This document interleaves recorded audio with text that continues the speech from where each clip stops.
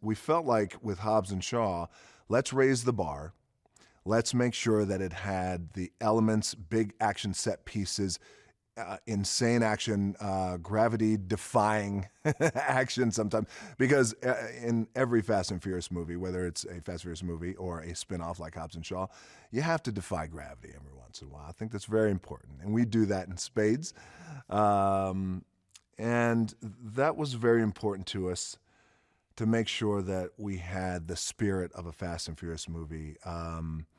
And also the element of the F word, as I like to say, family, which is very important. It's a very critical element of the Fast and Furious universe. It's also a critical element for all the actors involved, by the way. In the Fast and Furious world, in Hobbs and Shaw, we all believe deeply in family and the power of family and the importance of trust in family and always taking care of family. So that lives and breathes in our DNA just as human beings.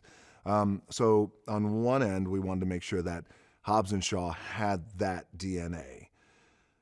But on the other side, the B side, we wanted to make sure that we had our own identity and we had our own voice and we did feel different. We did feel fresh and we did feel cool and we did feel badass. We felt like we were telling a cool story that people can go on a ride with us, even if they've never seen a Fast and Furious movie. That was important. And for the Fast and Furious fans, when they do come watch Hobbs and Shaw, they know these are characters they love. We have an opportunity to build the baddest bad guy the Fast and Furious franchise has ever seen that can wipe out our heroes.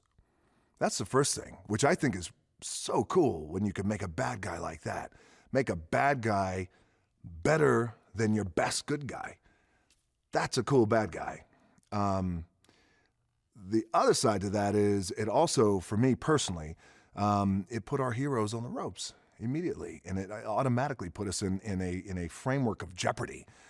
And you know, that has just been how I've built my career over the years.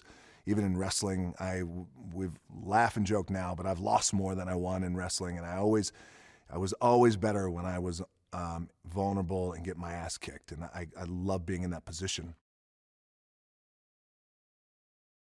We needed a someone of sound mind to be calm amidst this chaos between all of us, and one who was going to keep this train on track.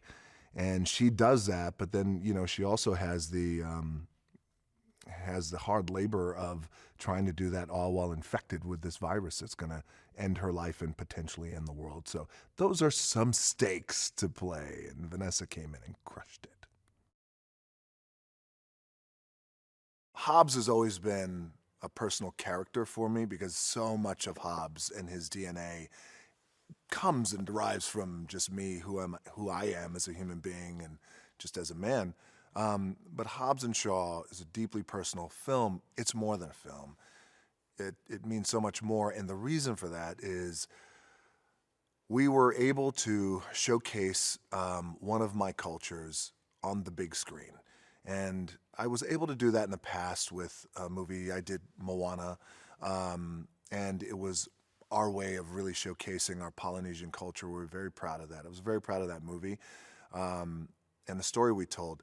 But in this case, in terms of live action, this was an opportunity that comes around once in a lifetime, if you're lucky. I'm half black and half Samoan. I'm very proud of who I am and what I am and the cultures that I come from. And having this opportunity to showcase one of my cultures, my Samoan culture, to the big screen, to the world in a global event movie was very special to me. It was very special to my family, very special to Polynesians all around the world, and certainly Samoans, because it never been showcased before, never been magnified before.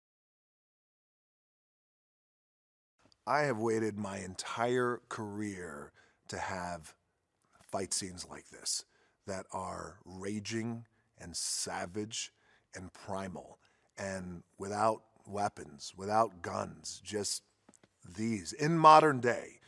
And I tell you, in a weird, it's a very weird way, but I found such joy in these action sequences and fighting this way and just using these and biting somebody's face and trying to break their neck and just using whatever you could. But I've waited my entire career to have an action sequence like this. And again, look, I came up in the world of pro wrestling in a very crazy world. I was born into this industry of professional wrestling where there's no guns or weapons or anything like that. And you just learn at a very early age how to amateur wrestle, then how to apply shoot wrestling. And then you go out and you have your matches that, yes, are scripted, but they're still very primal in a way. And you're still using your hands and you're still grabbing and you're still suplexing and you're doing these things. And I've applied a few of those moves in my movies in the past, but generally there's a weapon involved and things like that. But this case, I've waited a career to have this, and very, very happy with the way it turned out.